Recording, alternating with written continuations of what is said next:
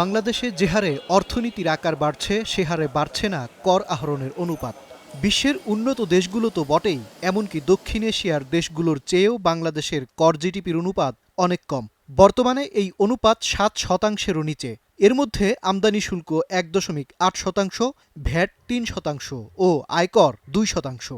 আন্তর্জাতিক মুদ্রা তহবিল IMF এর শর্ত হল আমদানি শুল্কের অনুপাত কমিয়ে বাড়াতে হবে ভ্যাট ও আয়কর, সেই সঙ্গে কর জিডিপির অনুপাত বাড়িয়ে নিতে হবে 9%-এরও ওপরে। অর্থসচিব বললেন, কর আহরণে বাংলাদেশে অটোমেশন পুরোপুরি বাস্তবায়ন না হওয়ায় বাড়েনি ভ্যাট কিংবা আয়করের আওতা। বুধবার জাতীয় রাজস্ব বোর্ডে ভ্যাট দিবস নিয়ে আয়োজিত আলোচনায় তিনি এই কথা বলেন। কাস্টমসের ব্যাপক অটোমেশন হয়েছে 1999 সাল থেকে, কিন্তু VAT এবং ইনকাম ট্যাক্স সেগুলো অনেক পিছিয়ে আছে।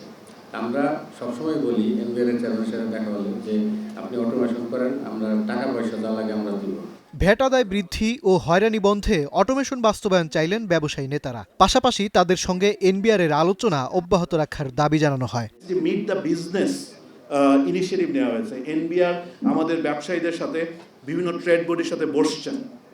এই যে উদ্যোগগুলা, এটা যদি ভালো, ওপেন, খোলামেলা, সঠিক উদ্দেশ্য নিয়ে করা হয়, আসলে এগুলোর আউটকাম হবে অনেক বেশি। আলোচনায় এনবিআর চেয়ারম্যান জানান, ক্ষুদ্র ও মাঝারি ব্যবসায়ীদের ভ্যাট নিবন্ধনের আওতায় আনতে বেশি জোর দিচ্ছেন তারা। রাজস্ব খাতে অটোমেশন বাস্তবায়নই এখন অগ্রাধিকার। ব্যাপক লিকেজ আছে ইনকাম ট্যাক্সে, এটা আরও অনেক বাড়াতে হবে।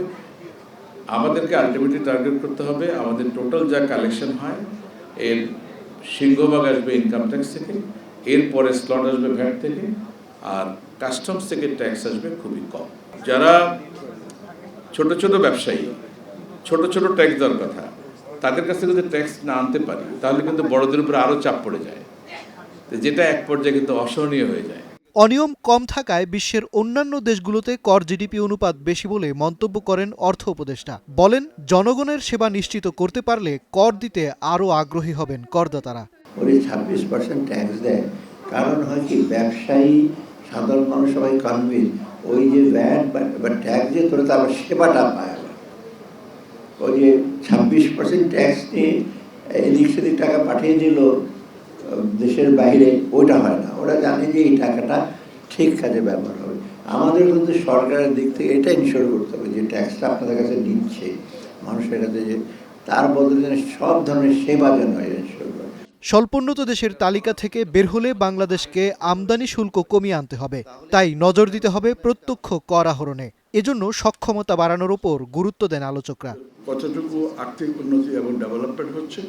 মাজহার মাহবুব, স্টার নিউজ, ঢাকা।